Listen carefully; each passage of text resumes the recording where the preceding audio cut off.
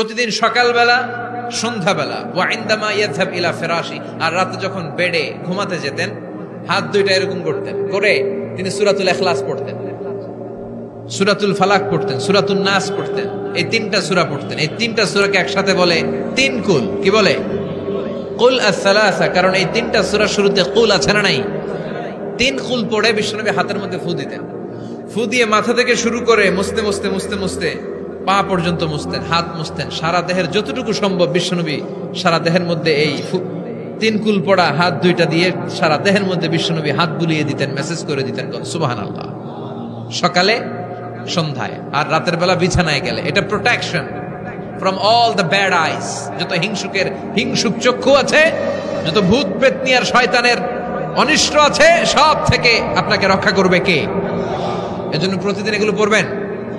কি কি পড়বেন? এরকম হাত দুইটা মিলায়া সূরা ইখলাস, সূরা ফালাক, সূরা নাস, তিনটার বলে একসাথে তিন কুল। কি বলে? আজকে থেকে এটার আমল করা যাবে। মা আয়েশা যখন অসুস্থ হতেন বিশ্বনবীর কাছে যে বললেই বিশ্বনবী বলতেন, আয়েশা হাত দুইটার একসাথে করো, সূরা ফালাক পড়ো, ইখলাস পড়ো, নাস পড়ো, ফু দাও আর সারা দেহে মেসেজ করো। সুবহানাল্লাহ পড়েন। বিশ্বনবী একবার সেজদায় আছেন। কিসে আছেন? চিল্লা এখন। সেজদা অবস্থায় লাদাগাতহু আকরাব, একটা বিচ্ছু পোকা এসে বিশ্বনবীর হাতের মধ্যে কামড় দিয়েছে। বিচ্ছু কামড় দিলে খুব আরাম লাগে না? হ্যাঁ, বিষাক্ত, পয়জনাস, ভ্যানামাস। বিশ্বনবী ব্যথা পাচ্ছেন, প্রচন্ড ব্যথায় বিশ্বনবী অস্থির। বিশ্বনবী বললেন, লাআনাতুল্লাহি আলাল আকরাব, এই বিচ্ছুর উপর আল্লাহর লানত। এটা মুসল্লিও চিনে না, নবীও চিনে না, কোন জায়গায় কামড় দিতে হবে এটাও জানে না।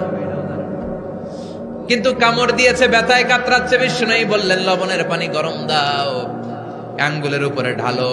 লবণের পানি গরম দিয়ে আঙ্গুলের উপরে ঢালতে শুরু করে দিল। বিশ্বনবী পড়তে আরম্ভ করলো, কুল হুয়াল্লাহু আহাদ আল্লাহুস সামাদ লাম ইয়ালিদ ওয়া লাম ইউলাদ ওয়া লাম ইয়াকুল লাহু কুফুয়ান আহাদ। পড়েন সুবহানাল্লাহ। এজন্য ব্যথা পেলে, সাপে কামড়ালে, বিচ্ছু কামড়ালে, বল্লা কামড়ালে, মধুপোকা কামড়ালে কি করবেন? সূরা ইখলাস, সূরা ফালাক, সূরা নাস। আবার বলেন, সূরা ইখলাস, সূরা ফালাক, সূরা পড়ে ফু দিবেন। আর রাত্রেবেলা সকালবেলা ঘুমোতে যাওয়ার আগে হাতের মধ্যে ফুল দিয়ে সারা দেহে মেসেজ। মনে থাকবে না? মাহফিল শেষ, ওয়াজও শেষ, মনে থাকবে তো? এই মসজিদে কুবাতে বিশ্বনবী সাল্লাল্লাহু আলাইহি ওয়াসাল্লাম এক সাহাবাকে ইমাম বানায় দিয়ে আসলেন। উনি ইমামতি করে মসজিদে, আর বিশ্বনবী ইমামতি করে মসজিদ নববীতে। মসজিদে কুবার যে ইমাম, তিনি প্রতি রাকাতে জাহারি কেরাতে, মানে মাগরিব, এশার, ফজরের সালাতে প্রত্যেক রাকাতে সূরা ফাতিহার পরেই এই সূরা ইখলাস পড়ে। শুনতেছেন? প্রত্যেক রাকাতে সূরা ফাতিহার পরে কি পড়ে? ইখলাস। মাগরিবের প্রথম রাকাতেও ইখলাস, দ্বিতীয় রাকাতেও ইখলাস, এশার প্রথম রাকাতে ইখলাস, দ্বিতীয় রাকাতেও ইখলাস। ইখলাস পরে এরপর অন্য একটা সূরা পড়ে, কিন্তু শুরু করে ইখলাস দিয়ে। ফজরের প্রথম রাকাতেও ইখলাস, দ্বিতীয় রাকাতেও। মুসল্লিরাকে পাইছি কি? পাইছি কি? খালি ইখলাস, খালি ইখলাস। যে ধরছে, আপনি পাইছেন কি বলেন? ইমাম সাহেব বলে, কিছুই পাই নাই, আমার মন চায় আমি পড়ি, তোর মন চাইলে তুই পড়, নাইলে যা। তোর কমিটির সভাপতি, সেক্রেটারি, এই মসজিদের ইমাম হিসাবে আমার নিয়োগ দেয় না, নিয়োগ দিছে বিশ্বনবী। আমার নিয়োগ যদি বাতিল করতে হয়, লাগবে বিশ্বনবীরে তুই ভাগ। তোমার মনে চাইলে পড়ো, নাইলে অন্য মসজিদে পড়ো, যাও মিয়া। এটা তো সভাপতির সেক্রেটারির নিয়োগ দেয়া মসজিদ না, এটা নিয়োগ দিয়েছে বিশ্বনবী, ঠিক কিনা? নিয়োগ বাতিল করলেও কে করবে?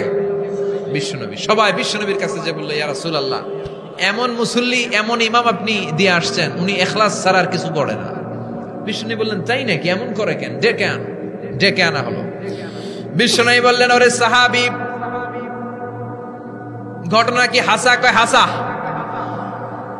প্রতি রাকাতে সূরা ইখলাস পড়ো, তোমার কি কোরআন থেকে অন্য কোন সূরা মুখস্থ নাই? সাহাবী বলে, নবী, সব মুখস্থ আছে, কিন্তু এই সূরাটা আমার পড়তে ভালো লাগে, কারণ ফিহি সিফাতুর রহমান, এই সূরার ভেতরে আমার আল্লাহর পরিচয় আছে গো নবী। আমার আল্লাহর পরিচয়টা খুব সুন্দর করে দেয়া, আমার রবের কথা এই সূরার পরতে পরতে পাওয়া যায়, এজন্য এই সূরাটা পড়তে আমি বড্ড ভালোবাসি। বিশ্বনবী বললেন, ইমামতি যাবে না, তোরটা পার্মানেন্ট হয়েছে। আল্লাহু আকবার। তোর ইমামতি পার্মানেন্ট করে দিলাম, যেমনে পড়াইতি এমনিই পড়াবি। প্রতি রাকাতে সূরাতুল ইখলাস তুমি পড়ো, সমস্যা নাই। এই যে তুমি সূরাতুল ইখলাস পড়ো, সূরাতুল ইখলাসকে ভালোবাসো, আল্লাহ বলেছেন এই ইখলাসের ভালোবাসার কারণে কিয়ামতের দিন আল্লাহ তোরে জান্নাতে ঢুকায়া দিবে।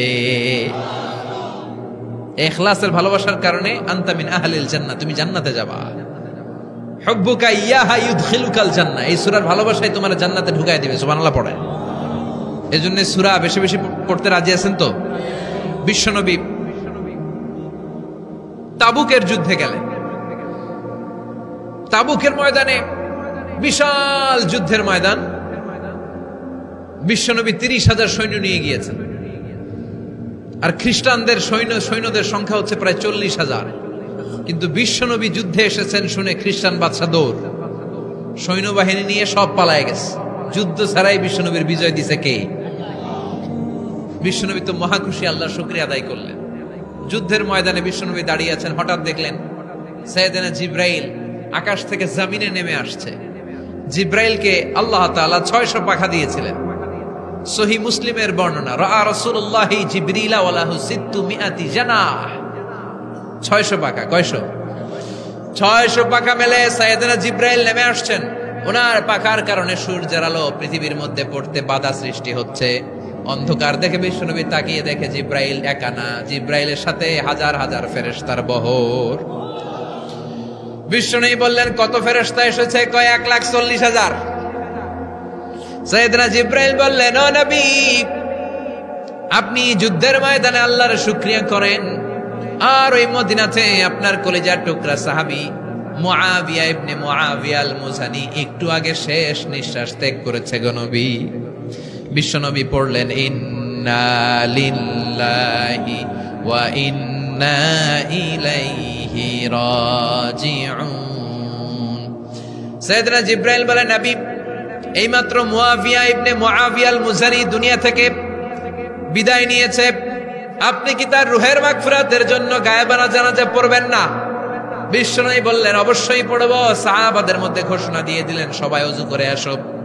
যুদ্ধের ময়দানে আল্লাহ আমাদেরকে বিজয় দিয়েছে, আর খবর পেলাম মদিনাতে আমার সাহাবা মুআবিয়া ইন্তেকাল করেছে। মুআবিয়ার রুহের মাগফিরাতের জন্য আমরা গায়েবানা জানাজা পড়ব। পড়েন সুবহানাল্লাহ। গায়েবানা জানাজা কি বুঝেন? লাশ থাকে না সামনে, লাশ নাই, 4 তাকবীরে এটা আপনি পড়তে পারেন, এটা আপনি পড়তে পারবেন। লাশ নাই কিন্তু তার জন্য দোয়ার জন্য পড়তে পারবেন। জানাজা মানেই দোয়া, দোয়া লিল মাইয়িত। 4টা তাকবীর আপনি অনেক দোয়া করছেন এই মরা লাশের জন্য, এটা তো অর্থ তো বোঝে না, এই জন্য জানাজার পরে আবার হাত তুলে দোয়া করা লাগে আমাদের, কারণ কি দোয়া করছে এটা বুঝি নাই। বুঝলে কিন্তু আর লাগতো না, ঠিক কিনা? বিশ্বনবী সাহাবাদের নিয়ে দাঁড়ালেন, লম্বা লম্বা কাতার হলো। সাহাবীদের কাতারের শেষে সাইয়েদনা জিব্রাইল 1,40,000 ফেরেশতাদেরকে নিয়ে জানাজায় শরীক হলেন। বিশ্বনবী 4 তাকবীর দিয়ে জানাজা পড়লেন, আল্লাহু আকবার, আল্লাহু আকবার, আল্লাহু আকবার, আল্লাহু আকবার। 4টা তাকবীরের মধ্য দিয়ে জানাজা শেষ করলেন। বিশ্বনবী তাকিয়ে দেখে সাহাবাদের পেছনে 1,40,000 ফেরেশতা দাঁড়িয়ে জানাজায় শরীক হয়েছে। বিশ্বনবী বললেন, জিব্রাইল, কোনদিন তো এত ফেরেশতা নিয়ে কারো জানাজায় শরীক হতে দেখি নাই। ঘটনা কি? কি এমন আমল ছিল আমার মুআবিয়ার, যে আমলের কারণে মুআবিয়ার নামটা আল্লাহর আরশে চলে গিয়েছে? 1,40,000 ফেরেশতার বহর নিয়ে তুমি জানাজায় শরীক হয়েছো। কি এমন গোপন আমল ছিল আমার মুআবিয়ার, আমারে বলো। সাইয়েদনা জিব্রাইল বললেন, নবী, আপনার মুআবিয়া বিশেষ একটা আমল করত। বিশ্বনবী বললেন, কি সেটা?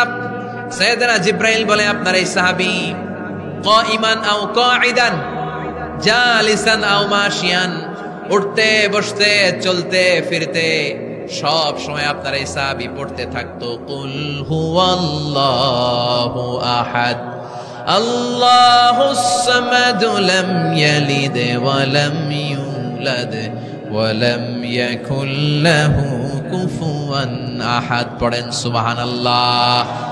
উঠতে বসতে চলতে ফিরতে সব সময় এই সাহাবীর একটা অভ্যাস ছিল, উনি কুল হুয়াল্লাহু আহাদের উপর আমল করত। বেশি বেশি সূরাতুল ইখলাস পড়তো। পড়তে রাজি আছেন? আজ থেকে বেশি বেশি সূরাতুল ইখলাসের উপর আমল বানানোর দরকার আছে না নাই?